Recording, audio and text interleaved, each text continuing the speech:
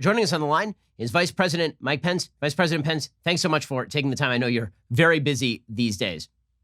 Ben Shapiro, it is great to be back with you. I'm speaking to you from the White House, and just thank you for your strong conservative voice on the airwaves and on the internet all across this country. Well, thank you so much. So let's talk about the biggest thing on a lot of Republicans' minds these days, the campaign. So obviously the campaign has an uphill climb here. I mean, the polling data right now so far is not great. What does the campaign plan to do to turn this thing around? It seems like you've kept a lot of ammunition in store. It seems as though the campaign really hasn't gotten started thanks to a variety of factors. What do you think the campaign is going to do to push forward in the coming months?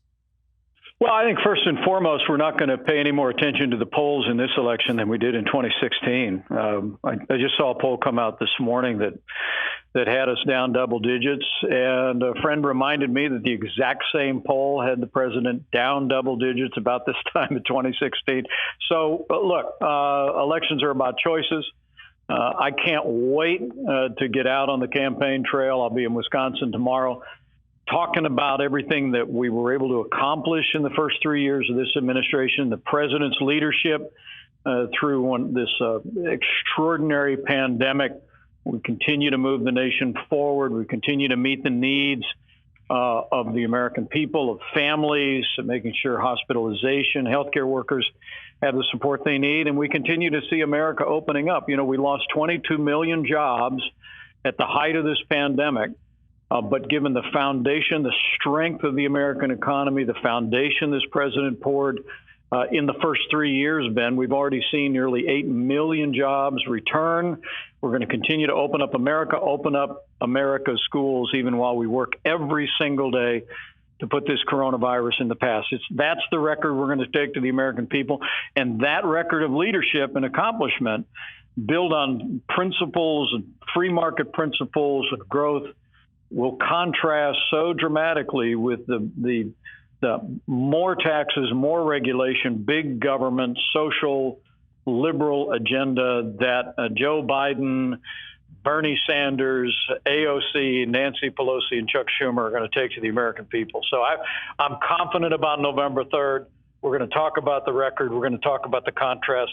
We're going to deliver a great victory for the American people. And Vice President Pence, one of the most difficult things that the administration has had to deal with literally since day one and before day one has been the media bias against the administration, the media obviously militating in favor of a variety of causes, none of which are particularly good for the United States. On occasion, they'll just overtly lie. After President Trump gave what I thought was an excellent speech at Mount Rushmore, they simply labeled it racist. They labeled it a defense of Confederate monuments when he didn't make a single reference to Confederate monuments. And that's sort of been the theme of the media throughout this campaign and, frankly, throughout the last few years, has been the idea that everything the president does is evil and wrong. It was all about how the president wasn't providing ventilators when he was, and then once the ventilators were provided, that sort of just went away. It was all about how the president was involved with Russia, and when that went away, then they just moved on to the next topic. How do you fight back against a narrative in the media that is so overwhelming and dominant? And how do you fight back, especially when they are fear-mongering about COVID-19, which is a very dangerous virus, but that doesn't mean that we can all live in our basements from now until a vaccine? Well, I think we just continue to tell the American people the truth. We tell the American people the truth about what we accomplished in our first 3 years. I mean, this president, I actually think, Ben, this president kept more promises than he made to the American people in 2016. I mean, we rebuilt our military. We renewed the constitutional foundation under our courts. More than 200 conservatives confirmed to our federal courts. And on the economy, this president cut taxes, rolled back regulation, unleashed American energy, fought for free and fair and better trade deals for the American people. And we saw 7 million jobs created. And as I said, that laid a foundation with even with this pandemic striking our nation from China. The president was able, again, to marshal the resources, not just of the government, but a whole of America response, where we saw American ingenuity, American businesses stepping up. We reinvented testing. We saw the creation of more than 100,000 ventilators in 100 days. No American who required a ventilator was ever denied a ventilator. Hundreds of millions of medical supplies that we continue to surge as we see outbreaks and an increase in cases along the Sun Belt. And then you saw the news this week. I mean, with the advent of new vaccines that are moving through clinical trials at a record pace, I have to tell you, Ben, when from where I've sat in this process, despite the criticism, not just over the last 3.5 years, but over the last 4 months from the media, I say only with this president and only in America. And I have every confidence as we go forward, we're going to continue to take that case. And I truly do believe that there is greater enthusiasm for the president and his agenda today than there was at this time in the election in 2016. So we're going to keep dealing with this pandemic. We're going to make sure every state has everything they need to provide for their citizens that are impacted by the coronavirus, the same level of health care you or I would want for any member of our family. But we're going to keep opening up. We're going to open up our schools. We're going to keep telling the American people the truth. And you're going to see this president and this team back in the winner's circle on November 3rd.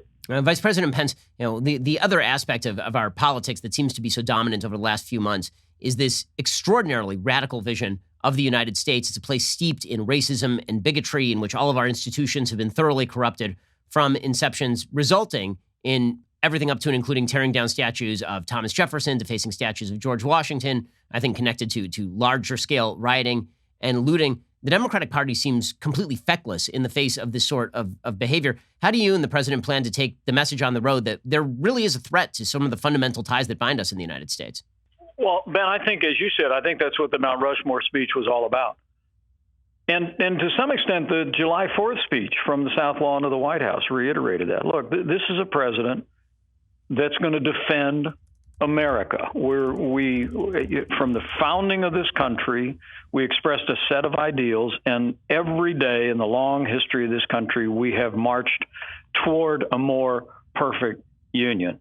And the American people, I think, can be proud of the progress that we've made. We can celebrate that progress, even while we continue to aspire to make those ideals more real for more Americans. I mean, look, and with regard to the cancel culture that we have in this country, you're going to continue to see the president and our entire team stand up for the ideals of this country and stand up for America. But with regard to the whole issue of law and order and law enforcement, look, I met yesterday with the leaders of the top law enforcement associations in America, Ben, and there's no excuse for what happened to George Floyd, and justice will be served. But there's also no excuse for the rioting and the looting and the destruction of property and violence against persons that followed this. And yet we still see everyone from Joe Biden on down talking about defunding the police. I mean, Joe Biden in an interview just in the last week was asked if he would support transferring funding out of police departments, and he said absolutely yes. And a lot of members of the mainstream media are denying that he said that, but it's what he said. And we're not going to defund the police. We're going to defend the police.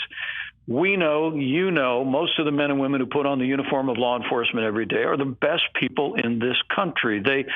Every single day, they strap on a sidearm and they count our lives as more important than their own. And we also know that nobody hates bad cops more than good cops. So we're going to continue to look for ways to fund the police, to improve public safety, but we're not going to defund the police. We're going to back the blue, and that's why I know the president was so proud to receive the endorsement that he just received from a major police association. And I truly do believe that whether it's the economic record, whether it's standing on for all of our best constitutional ideals, the courts, whether it's rebuilding our military, or whether it's standing for law and order and with law enforcement, that I believe the majority of the American people are with us and not with Joe Biden and the radical left. And we're going to carry that message all across this country every day between now and November 3. We're speaking with Vice President Pence. So, Vice President Pence, the president is unparalleled when it comes to characterizing his opposition. It's one of his specialties. He's one of the best in the history of American politics at boxing in his opponents and certainly labeling his opponents. What is the strategy with regard to Joe Biden? Because it seems like there have been a couple of tacks that have been tried. One is obviously that Joe Biden is not what he used to be. And then the second tack is that Joe Biden is a lot more radical than he is making it out. I think that, frankly, Biden is running a pretty smart campaign by staying in the basement and mouthing sort of platitudes that he thinks appeal to a broad range of Americans while sort of winking and nodding at the radical left. That makes it kind of hard to characterize him. How does the president plan on going after Joe Biden more specifically? Well, we're going to talk about the record because, look, Joe Biden is a liberal, been in Washington, D.C. for 40 years. But the Democratic Party today has been overtaken by the radical left. And all you need to do is look at the fact that here in the middle of a pandemic, at a time when American businesses are starting to get back on their feet, people are going back to work, even as we continue to deal with the outbreaks across the Sun Belt in this country. Joe Biden actually unveiled a plan to raise taxes by $4 trillion. Raise taxes by nearly $2 trillion on American families, but $2 trillion on American businesses. And I have to tell you, we're gonna carry that message everywhere, because at the end of the day, we're focused on two things right now in this administration, and that is saving lives and opening up America again. It's protecting the vulnerable, making sure our healthcare workers have everything they need to meet this moment, and bringing our country's economy back. I mean, what the president's understood from early on is that it's not a choice between the health of the American people and a growing economy. It's a choice between health and health. We have to have a growing economy. We have to open up our country again for the health and well-being of every American, and that goes equally for our schools. You know, the president and I was in Louisiana just a couple of days ago. We're working with leaders in every state in the country, working with the CDC to get our kids back to school. You know, you're a parent. I'm a parent. My kids are a little bit older than yours, but look, we know that the risk of serious illness from the coronavirus to Americans under the age of 18 is very low. And with the CDC's guidance, we know that we can safely bring the young people back to school, back to our college and university campuses. And yet we're continuing to see Democrats around the country push back on that. And we're going to keep opening up. So it's about talking about a plan of the radical left that Joe Biden is standing on, a platform he's standing on. But also, don't leave out $4 trillion in tax increases. But a little bit later today, we're going to be on the South Lawn talking about all the regulations that this president has cut in the last 3.5 years that have unleashed the American economy. Joe Biden also announced his version of the Green New Deal, literally $2 trillion in green subsidies. And I don't think I have to remind you or your listeners about the Solyndra deal in the last administration, $500 million down the drain in a bankrupt solar company. Now they want to spend $2 trillion and bring back the whole regime of cap and trade to crush American energy independence. It is a pathway toward economic downturn. It will wage war on economic recovery. And that's the message we're going to take beyond all the other issues having to do with the culture, having to do with our ideals, having to do with the right to life, a strong military and law enforcement. We're going to talk about our view for the economy that worked before is working again, and Joe Biden's view that'll hold this country back through higher taxes and more regulation. And Vice President Pence, one other area where there's a clear point of differentiation is obviously with regard to China, where Joe Biden has a very long record of being soft on China. Well, what exactly is the administration doing, given the fact that the Chinese have now essentially reduced Hong Kong back into a state of tyranny? Meanwhile, there's video emerging today of the Chinese literally forcing Uyghurs onto trains, which obviously brings up some rather nasty imagery from the past. There are over 1 million Uyghurs who are living in concentration camps at this point. What is the administration doing to counter China these days? No president in my lifetime has been tougher on the Chinese Communist Party than President Donald Trump. I mean, when we took office after 8 years of the Obama-Biden administration, half of our international trade deficit alone was with China, a country that had policies like forced abortion. And in the years that followed, we saw the oppression of the Uyghur population, people literally being marshaled into concentration camps. And then in recent days, we saw them break their word not just to the UK, but to the world about Hong Kong. They made a commitment to for at least 50 years that they would respect the freedom, the democracy of the people of Hong Kong, and they unilaterally changed that. And that's why this president has taken strong stands to impose tariffs on China. The vast majority of those tariffs, even with a phase one deal we did, continue to be in effect because China has not opened up their markets yet. With regard to freedom of navigation, we have a battle group, 2 aircraft carriers in the South China Sea, and the Secretary of State just reaffirmed our nation's commitment to freedom of navigation in the South China Sea. We've taken a strong stand for human rights, spoken out against the oppression of the Muslim Uyghurs. And as you saw earlier this week, the president signed an executive order taking decisive action, changing the status of Hong Kong, which has been an economic asset for China because they had a separate status from China.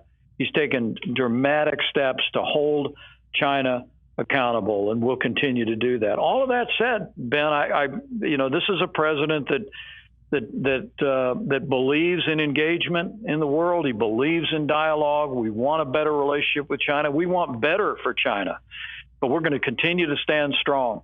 We're going to stand strong for basic human liberties and human rights in China, for freedom of navigation, and we're going to stand with the people of Hong Kong. Well, Vice President Pence, really appreciate your time and appreciate you serving the country the way that you do. Thanks so much. Ben, it's great to be with you. Thanks for your clarion voice on the airwaves and all across this country. I look forward to talking to you soon. Sounds great. I hope you enjoyed that clip from The Ben Shapiro Show. If you did, go ahead and hit the subscribe button so you stay up to date on all of our future content.